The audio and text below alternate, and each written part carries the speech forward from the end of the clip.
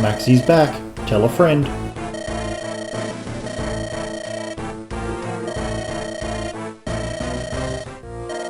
Yes, dev commentary called it, he's well aware of what he's responsible for. As for a hard map, this one has definitely caused a few resets. If you haven't noticed it by now, enemies with good kit are here to stay. Silvers, Reavers, Lunas,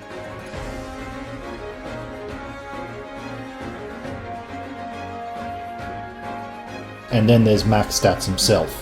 Now you can get boss conversations with Max, and theoretically yes you can defeat him. The juice is not worth the squeeze however. I doubt you can just end the game here by beating Max now. More than likely he'll warp away after saying great job, and he doesn't even drop anything, probably to encourage you to stay the fuck away. This is probably the widest map in the game. Both villages are blocked by terrain, but given my unit composition involves one flyer, I've little choice but to go around for one of them, the top one specifically. It's closer and there's no siege weapon bearing down on it.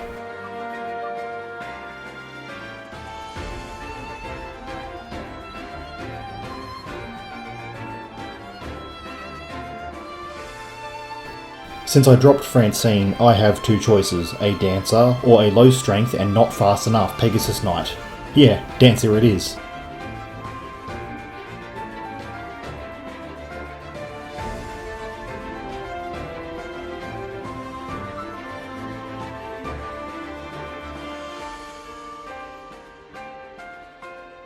The reinforcements on this map are also non-stop, but they spawn far enough away that you can usually mop up each wave before tackling the next.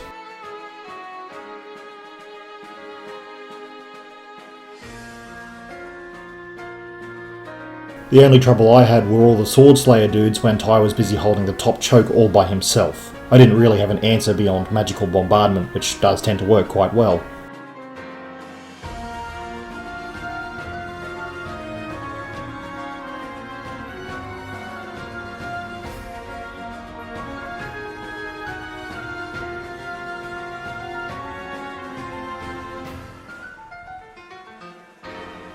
As the map progresses, more and more mini-bosses will spawn.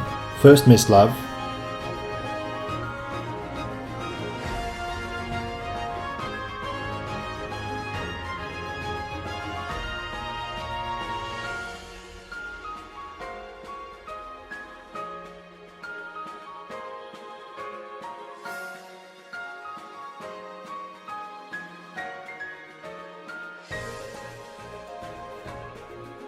then Fua,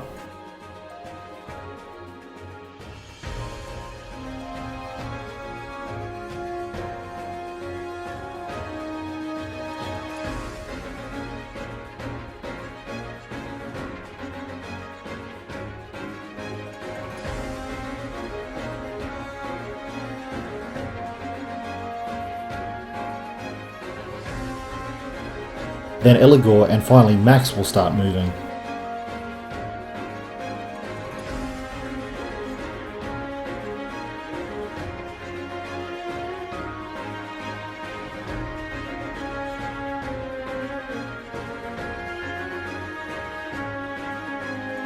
It's well paced and you really feel your unit's strength as you chop them down one by one. I saw a Berserker spawn in the bottom right and knew I had to get a wriggle on. I'll trade an inconsequential 9% hit for the Killer Ballistae not hitting. As for Killer Ballistae as a whole, super bullshit can just ruin your day by deciding to kill any of your units at the tail end of enemy phase. I've seen it happen too many times. Fortunately, the only Ballistae crits coming out were from Sherry, and only one, and to my surprise I didn't have to reset this chapter once. I think last time I had a problem with trying to force Arjun and his continual getting crit, as well as pretty inflexible thinking, unlike this time where Ronnie took an elixir from the convoy and traded it over to the side with no healers. Quickly back to Sherry, there are very few opportunities where players can use Ballistae much less effectively. There's that chapter in Radiant Dawn where Shimon and Rolf can help with the Laguz offensive, and there are the Ballisticians from FE11, but other than that, nothing I can think of, so well done here. Being allowed to have effective use of a ballista makes sense as you're supposed to be defending a fortress.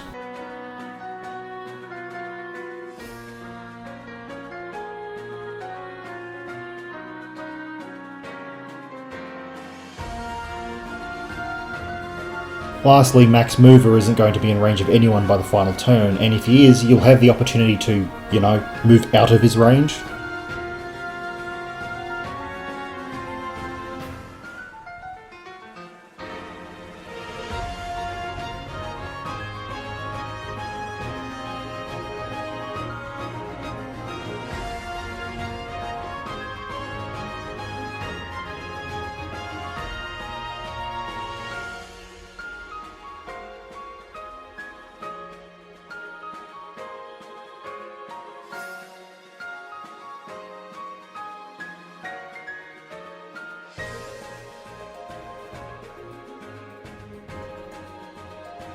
The map is cleared, Florence arrives. Max has a fake hissy fit, which is honestly rather amusing.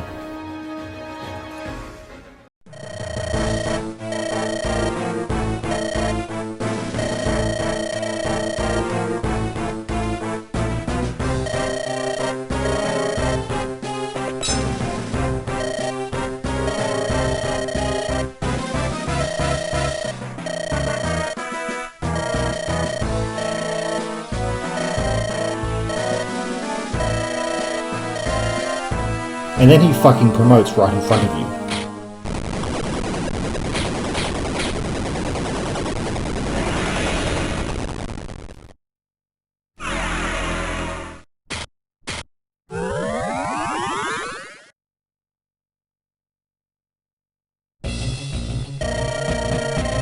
We're boned.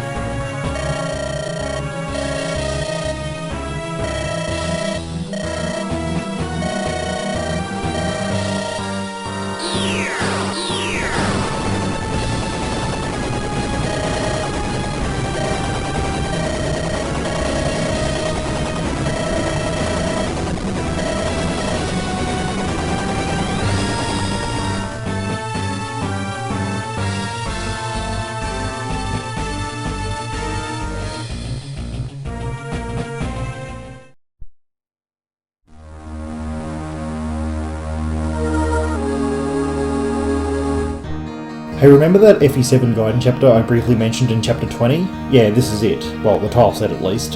So Maximillian didn't die, and somehow Zahak returned. No one's ever really gone. Nah, I'm kidding. There's a very self-empowering theme taken to a fantastical extreme in DLATMOL, so you will learn later that Zahak being A-OK after supposedly having his life force drained is actually pretty justifiable. Aside from the previous comparison, I was also put in mind of that Marth game chapter where there's a castle with a thin path around it and a thief nicks either a sphere or a shard, and I had to reset because he got away. It's very foggy, but you might know the one. Anyway, this chapter has something fun: allied monsters. Now mostly I'd say that green units throughout DLATMOL have been above average, and I recall the allied abominations very much holding their own. We have to defend Zahak, should be easy given his stat block, but sadly he's been nerfed significantly. Yeah, surprising that we're defending someone who can die rather than a 60 def res unit.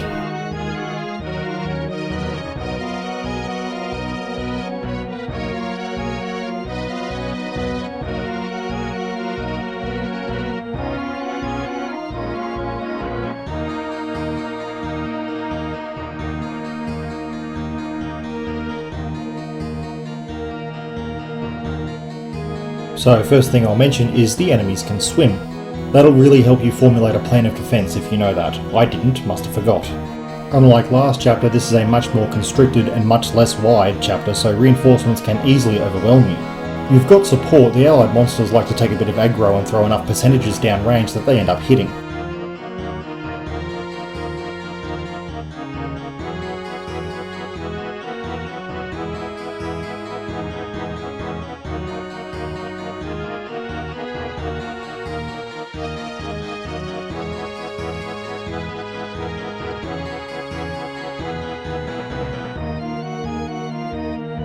I was rather hoping to try to bait the Necro Dragon out with Kiri, but constant bottom reinforcements pulled the plug on that plan.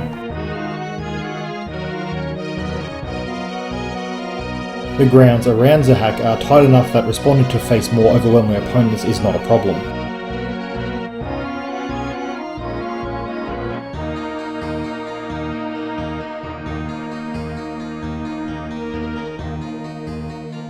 You should get to the chest with a lovely gold gem by turn 8, though you might have to send a cav or fly to get there in time.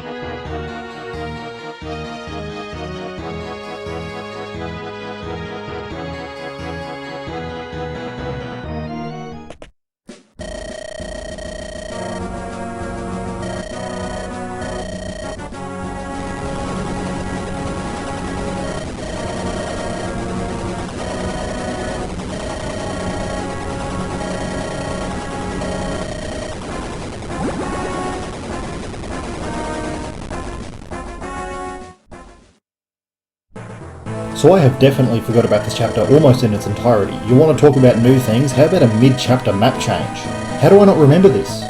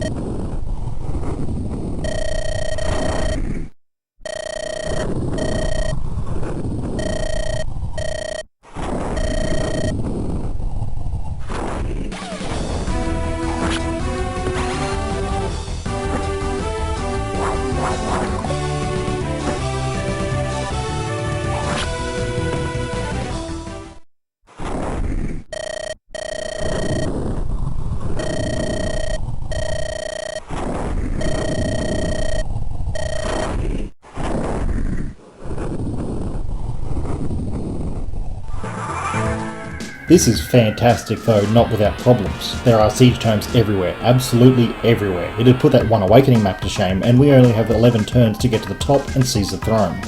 Thomas has been busy getting swole, and there's another chest I want, but I'm fresh out of chest keys, so Ronnie will have to make his way over there. Oh, and I can't deploy everyone where I like, which mostly means Ashley can't fly over and poke the first Eclipse Druid to death. Actually, she can't do that anyway, because that's apparently double impassable terrain. Honestly, with how strong Orion is, he can mostly just blitz into the enemy with the Profane Blade and clear the right flank by himself.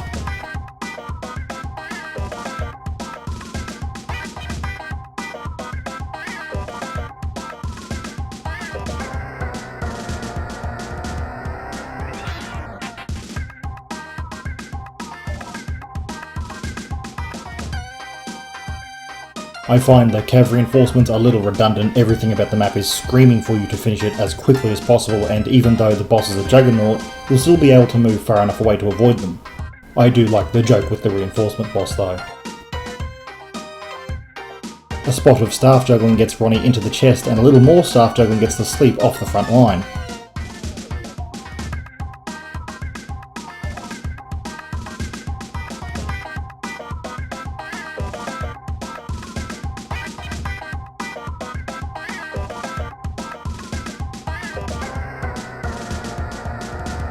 I decide there's no time like the present and promote Arjun.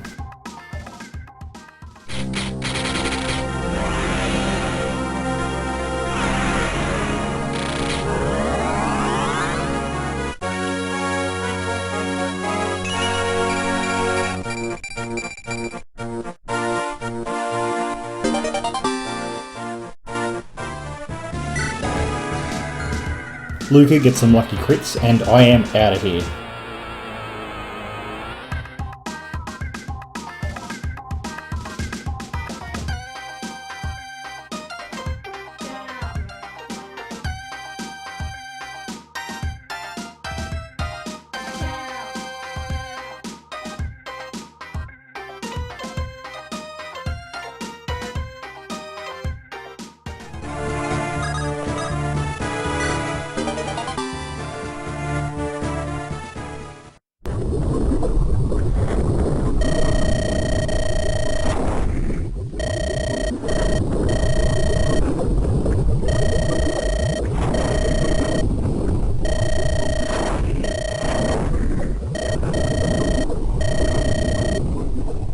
The dandy gives his everything to fight Maximillian to no avail.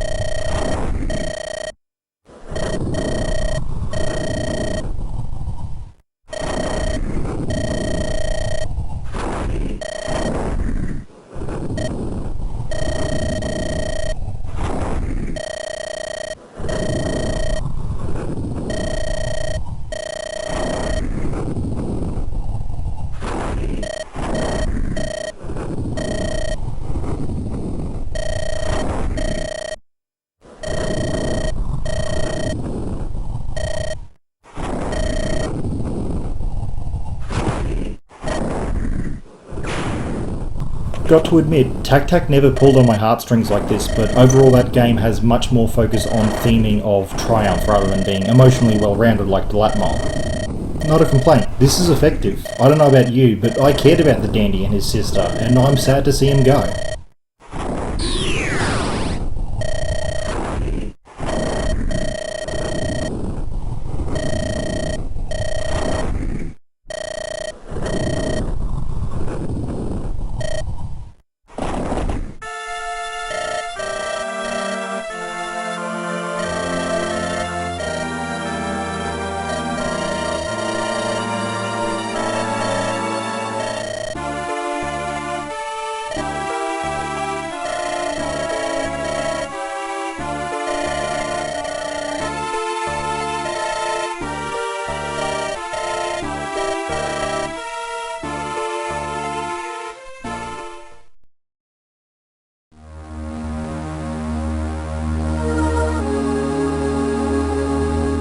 So in a nutshell, Eligor is a morph, a being of pure quintessence by my understanding. DLATMOL continues to take the basic concepts of FE7 and honestly just execute them better. He doesn't actually start on the map, something we've not seen since chapter 1, but we have to defeat 2 bosses for this chapter.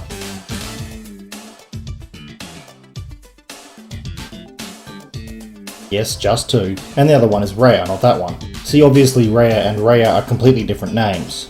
Still unconvinced IS isn't stealing from ROM hacks. Zahak ponders if he's in a Fire Emblem game or not, and we ready for battle.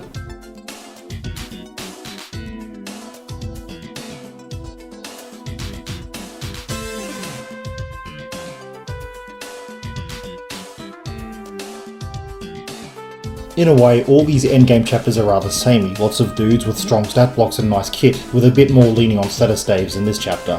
The opening is certainly explosive, and honestly I'm not sure a party split is necessary. There's no turn limit that I'm aware of, and the only benefit is gaining experience, which is granting diminishing returns so close to the end.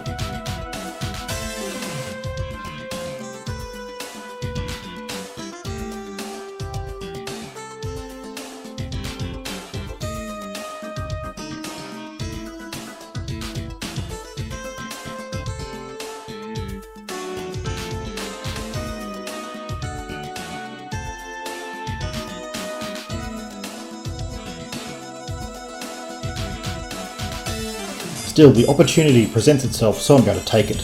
Cavalry up one way, infantry the other.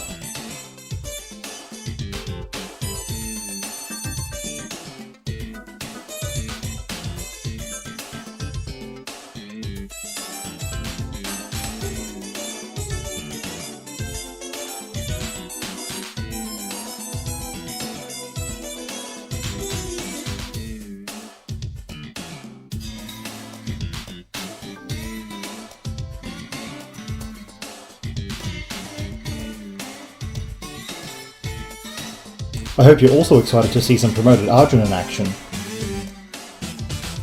Hey, he's axing you a question. The question is, why is his axe so big? You're constantly accosted by enemy reinforcements as you move through the map.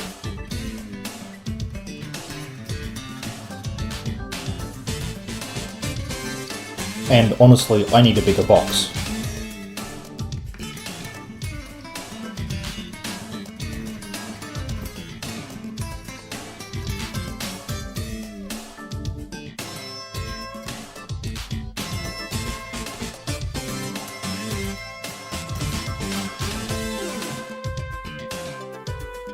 And 2 Necro Dragons is just bloody unfair. Well, it would be, but...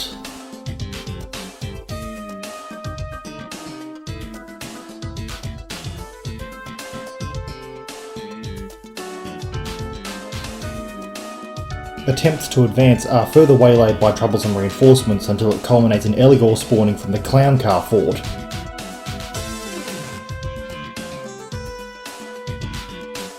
Still no spear, but instead a Brave Lance, doesn't really count. I'd be more upset about the prospect of missing out on a second Delphi shield, but the way my team has panned out with just one flyer, it's not sorely missed.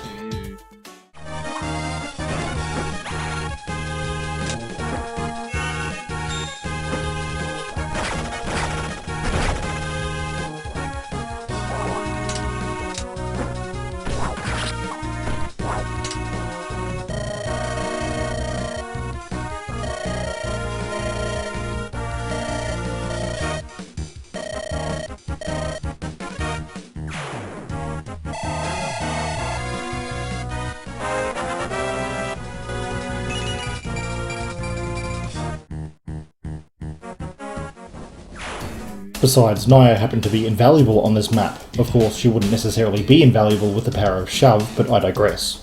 The final part of the chapter is a squeeze through a long entrance guarded by a Necro Dragon and Siege Tome. The latter is much more trouble.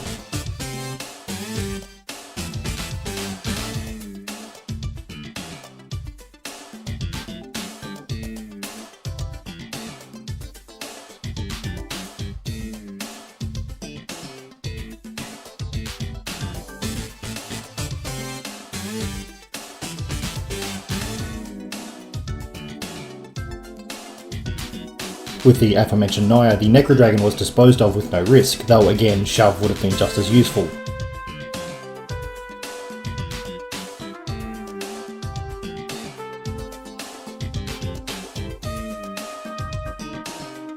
The Siege Mage gets bonked for being a pain, and then we square up to another Juggernaut boss. She has it all: equal defences, high speed, high hit rate and attack power. Good thing you outnumber her 16 to 1 and should have at least 4 staves.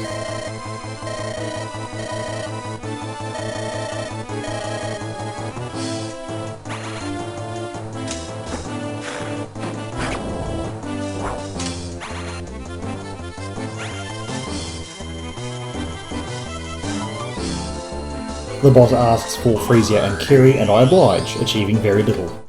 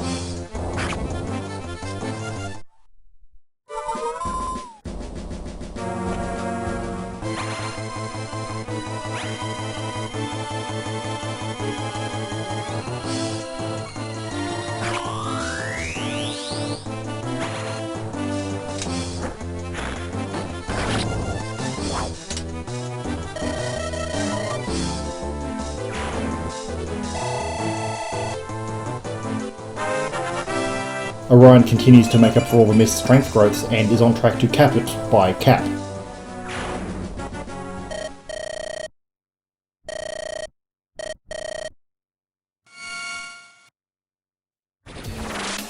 Then we have to beat the Fire Dragon from FE7, except it's even stronger and has 1 to 3 range, so the room has gone from being cramped to needing evacuation.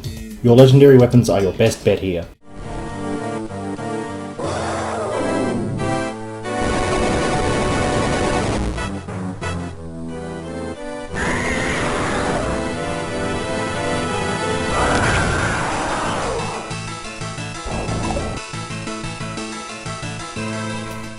You might not need to use a fortify if you have enough space and cavs. There's also space above the throne for your dudes to get out of the way.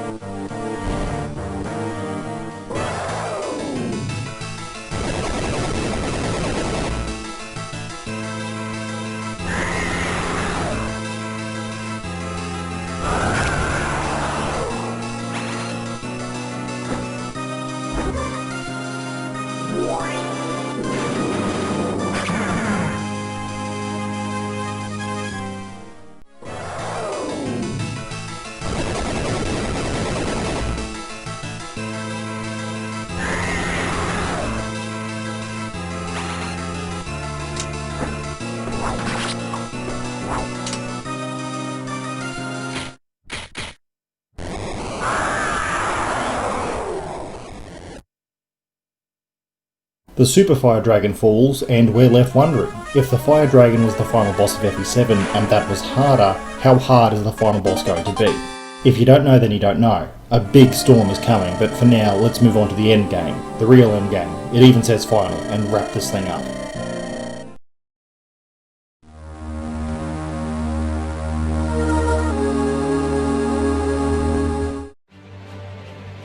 I think it's interesting that Zahak believes Maximillian capable of creating Eligor on his first go, when Max himself said Eligor was the third attempt. I'd say Zahak has the right idea of overestimating Max rather than underestimating. Endgames typically involve party splits, this one is no exception, though your party starts split rather than being forced into doing so. What's better, to split and converge, or be converged then split? It depends, but we'll deal with what we have. Our objective is to stand on unique tiles, again, to open up the map and the throne room so we can seize and move on. The left flank has siege tomes to deal with, the centre is going to be swarmed with reinforcements, and the right flank just generally looks like a pain in the arse.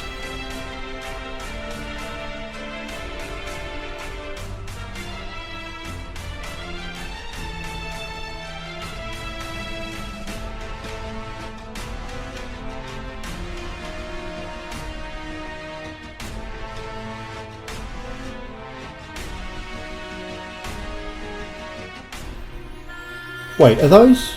Yeah, they sure are. Same turn reinforcements. Along with Fog of War, this is a mechanic I find indefensible. Advance Wars 2 had them as well with the factories, despite being the antithesis of Advance Wars design. DLATMOL, however, has spent the entire game without them, being an otherwise very well put together experience through and through. These reinforcements also start slow in two ways with generals, what with their 5 move and all, and they all spawn well out of your way. I have more faith in DLATMOL dev to exercise restraint and wherewithal to make same turn reinforcements as tolerable as they can be, which is still intolerable, but again we deal with what we have. Forgot to mention, we have a mini Goto, or a second one considering we also had Durga, but she's not a free deploy. Maya has a very interesting colour palette and comes in as a very welcome additional staff bot. Sadly no S-rank anima, so I'm still not going to get any use out of Valuel. Hey, what happened to Nova Caliber? Doesn't matter, an abundance of healers is never a bad thing. Somehow, Weaver returned. Nobody's ever really gone. I'm guessing Maxi just made a fake, or Weaver got better after being beheaded.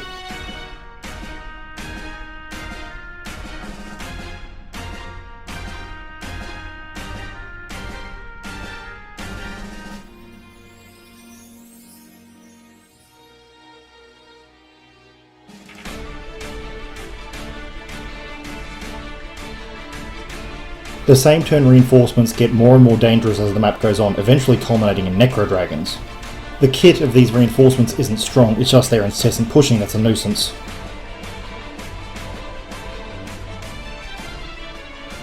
Once both buttons are pushed and both chests are looted, you can take on the unenviable task of trying to off Weaver. Not for the first time, but last time it was clear he was going to warp away if you beat him fair and square.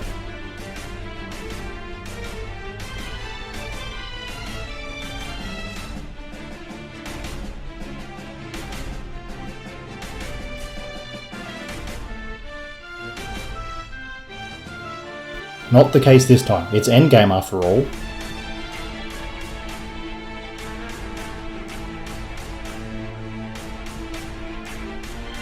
Ah, there you go, fake head.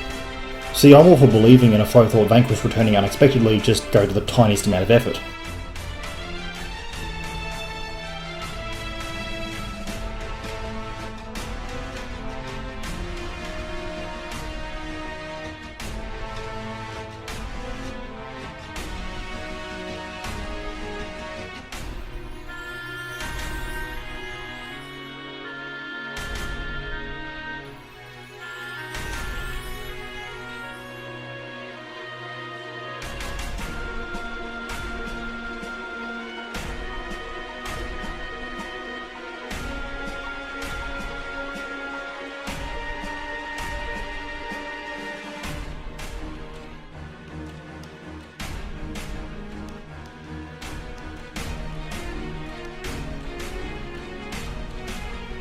Pay attention, by the way, Wiener has a 2 to 3 range time.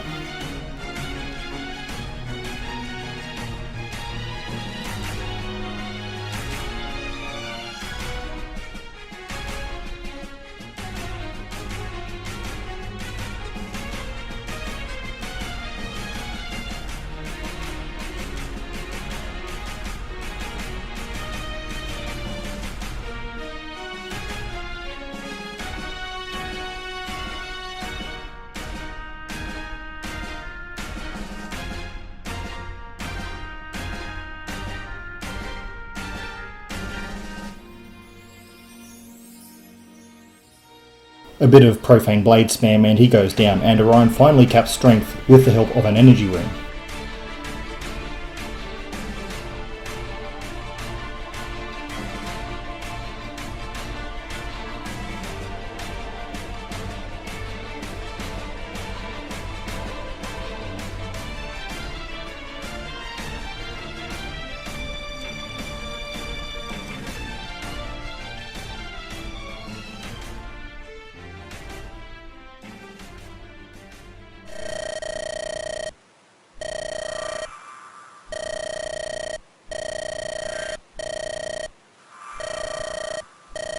We're going to fight a very interesting opponent next chapter.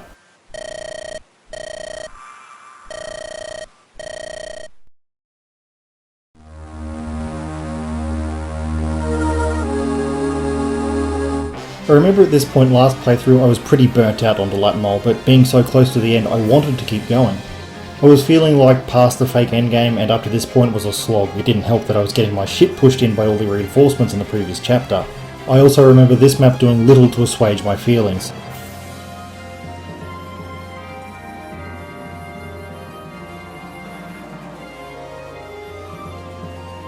However, I was excited to fight Voland.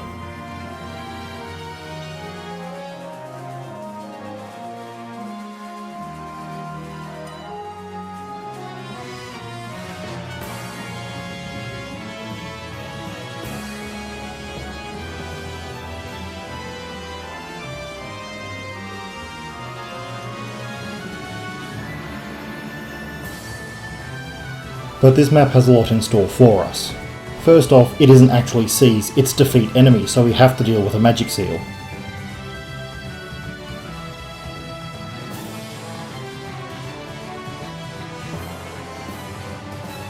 Blink and you'll miss it, but I'm pretty sure the seal is a morph of the tactician's mum.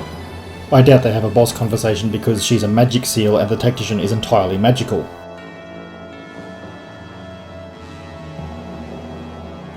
The commentary gives us an exceptionally helpful piece of advice, as well as being rather ominous for next chapter.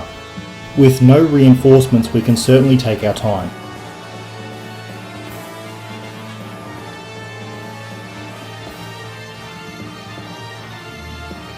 For a game that took away the majority of our 1 to 2 range options, it sure does like to throw a lot of 2 to 3 range enemies our way.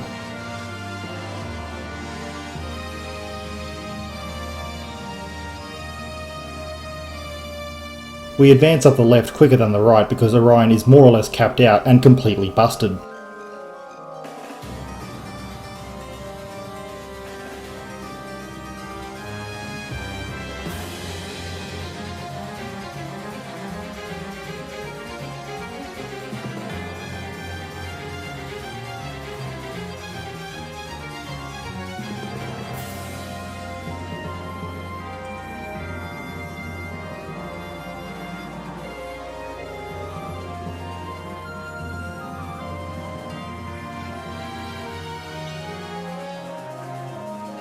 Getting to the magic seal is just an ordeal. You have to dodge siege tomes, fight Florence, and then 2 necro dragons.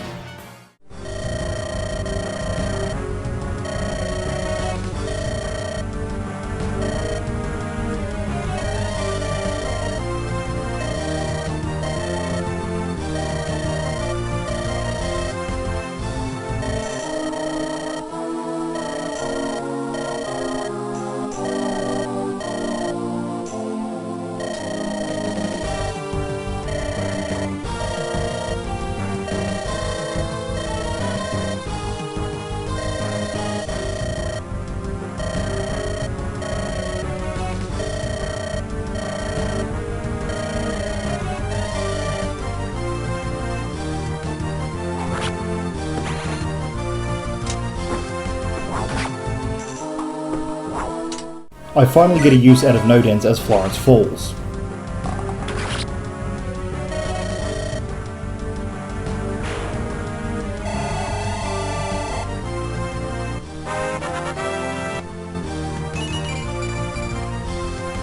Orion charges 2 necro dragons that had way more might than I was expecting.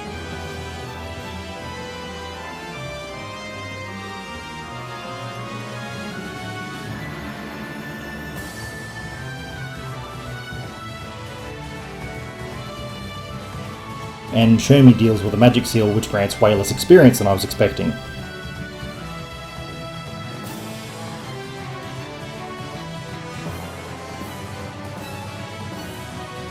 The right side is pretty troublesome as well, 2 high-speed Kerberai as well as an air caliber mage.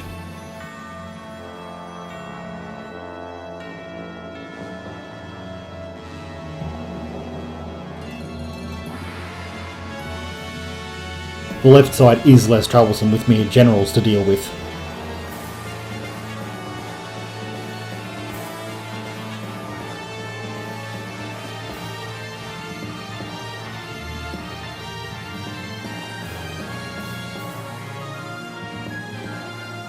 And we regroup up the snake runs to face down the top of the map.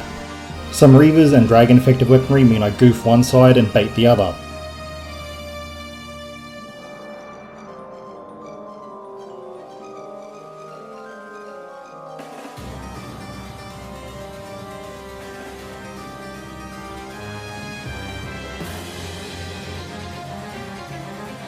The siege mages go down easy even without their siege weapons, and then we have an interesting boss fight.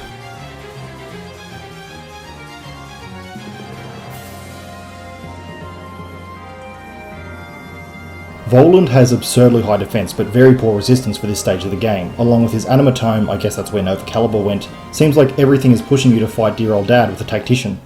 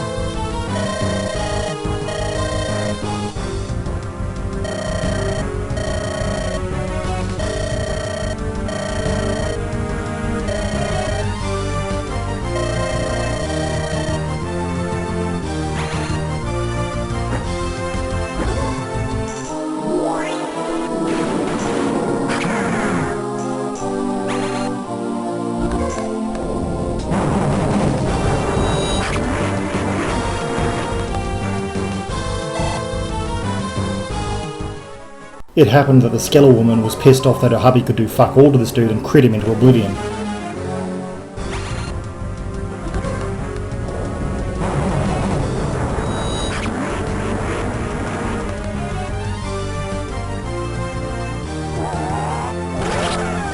Works for me.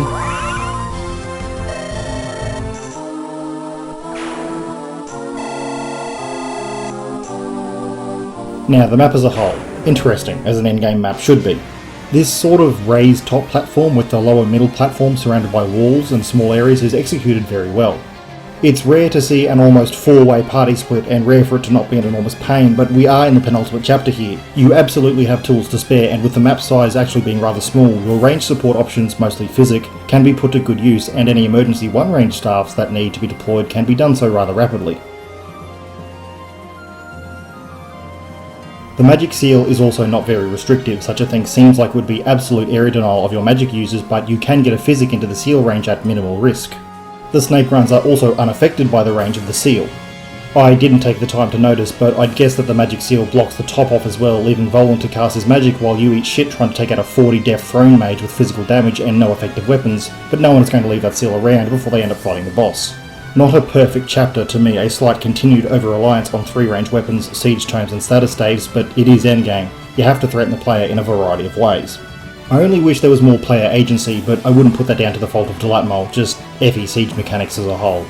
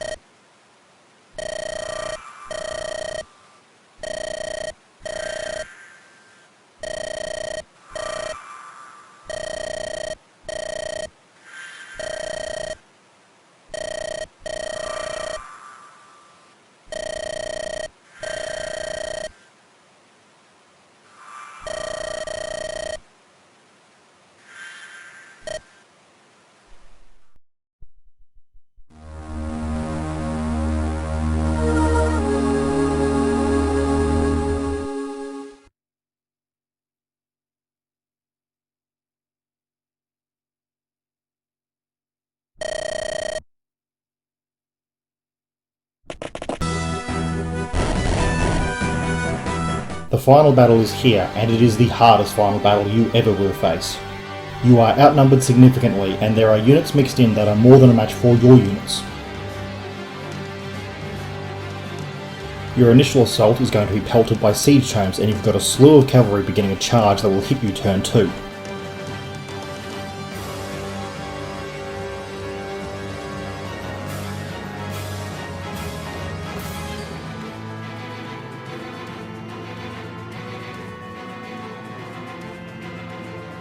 Something I definitely didn't notice last playthrough or forgot about is the named enemies littered about that are significantly more dangerous than almost any other enemy.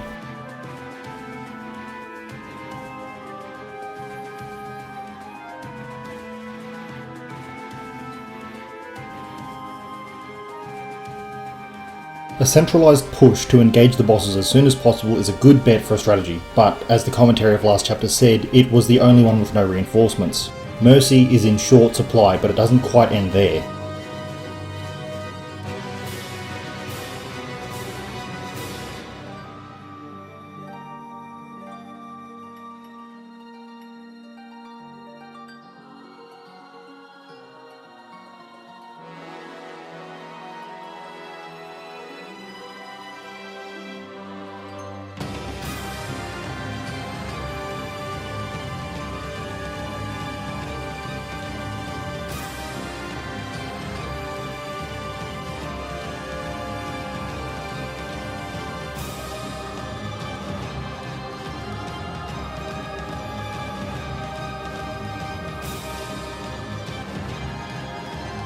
I'd say above the bosses is some slightly wasted space. There's no incentive to push up there once the ballistae are out of uses, and pushing into 2 necrodragons is typically a bad idea.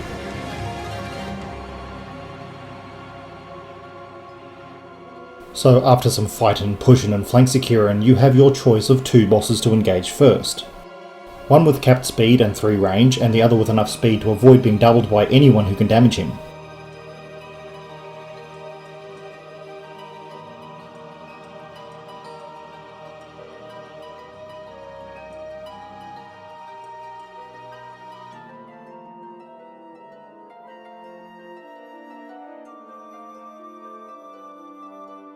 I say the boss with lower strength is less dangerous and can be much more safely engaged.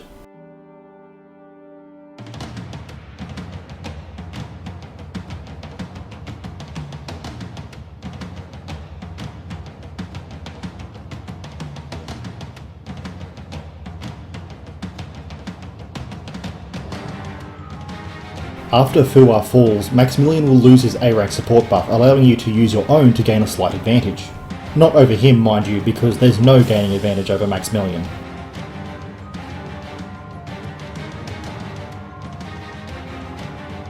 Safe choices to engage are of course Orion, who probably should have got that last minute Draco Shield instead of Dale, and Zahak, who has finally deigned to join us.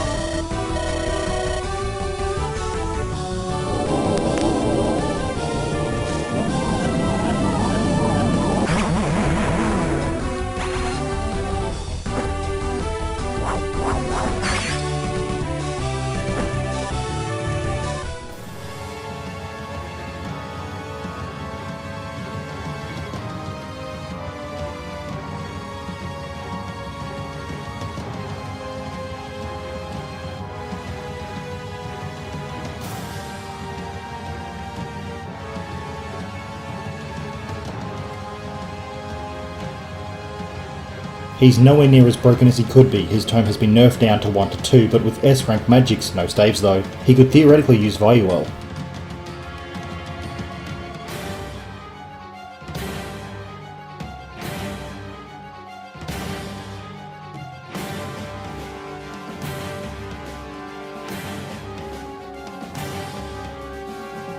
The crux of this map is twofold. How do you deal with reinforcements and how do you deal with Max?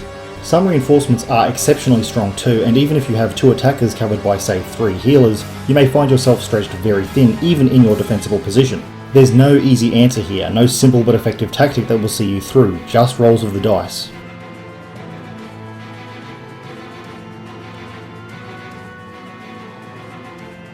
Good thing too, because boy am I rolling.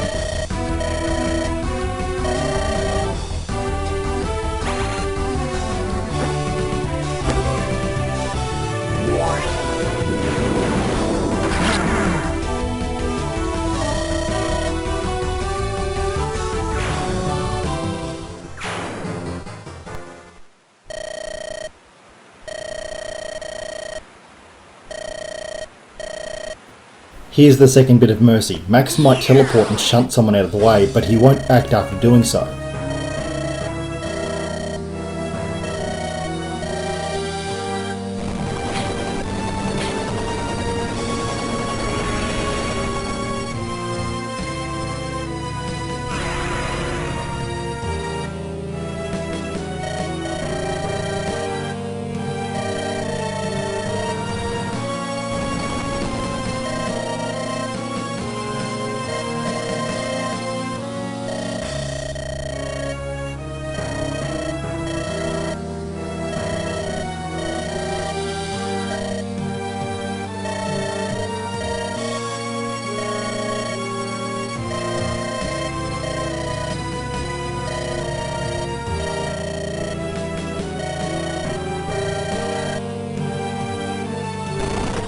So Hack would act then teleport. Max can't do that only for mercy's sake.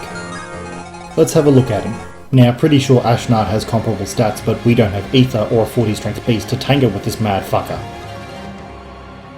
Yes, level 21. Love it. Fantastic stuff. If you want to think of it this way, and I do, Fuwa was in a tier 3 class in GBA. Max hit tier 3 when he promoted back when Florence was coming in with reinforcements. Now he's tier 4, and if not for his insistence on fighting us barehanded, he may well have been unstoppable.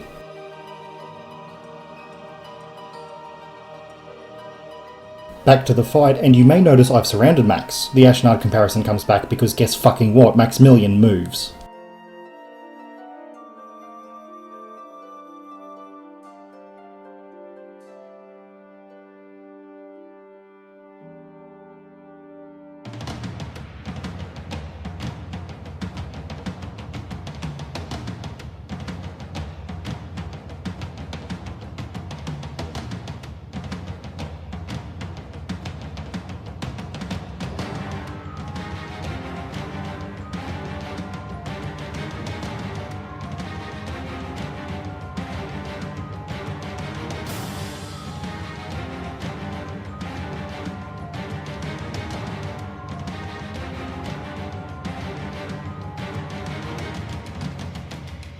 Just like last time, the reinforcements that bear down as we fight Metamax are too much. There's only so much ground to give and heals to dispense. This is a fight you'll lose.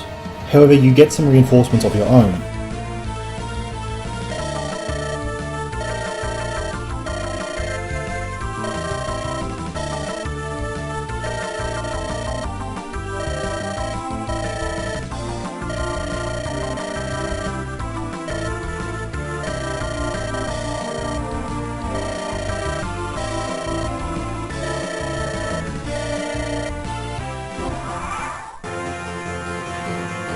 I went through Arabal and saved Clovis, so our reinforcements are Nox, an extra physic if I didn't forget to move him, Loban, a powerful sage who is also an extra staff, and Clovis, who I guess has lost his Wyvern and is supposed to use the pastrami if you somehow haven't leveled a lance user. Ty might have been too slow to fight Max, but he still got plenty of use out of Patastra.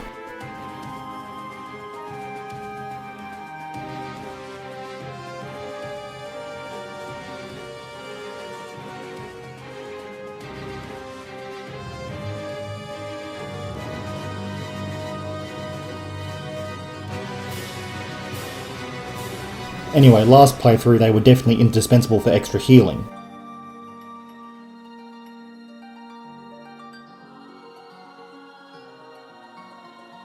This playthrough, well...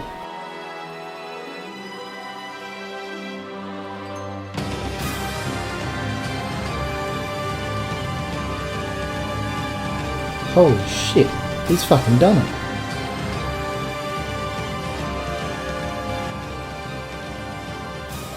This single-handedly won the map for me. To such an extent, I let Maximillian have a free turn because I wanted to gain footage, and was certain I could pump out enough damage with dun bowls to finish him off.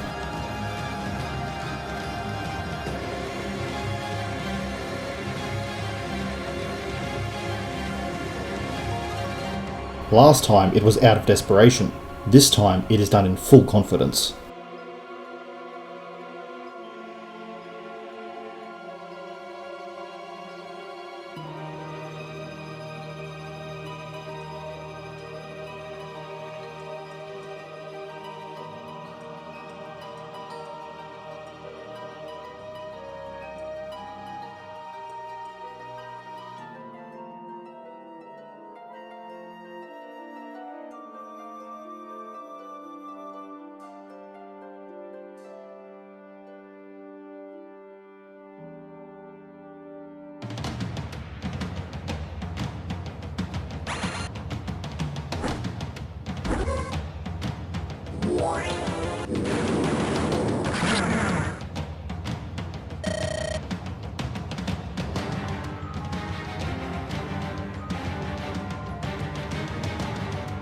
Endgame is done, and quite frankly, I still think it's too difficult. It's mostly in the named units. I understand completely what the intention is, but I feel it contradicts typical Fire Emblem expectation experience. Again, I believe this is the intention.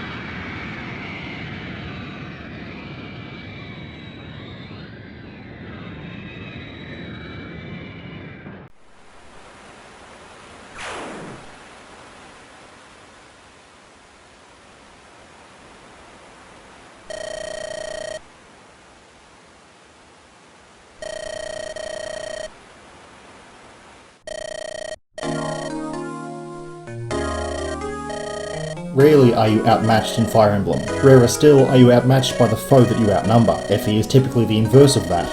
As it has constantly been doing though, DLATMOL has been taking FE7 and elevating it far and away above its thought, potential and limits. What's Metamax doing again? Yeah, that's right.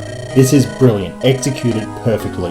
I will keep my reservations and my preferences, but I think it's going to be nigh impossible for any ROM hack to top such a sublime package.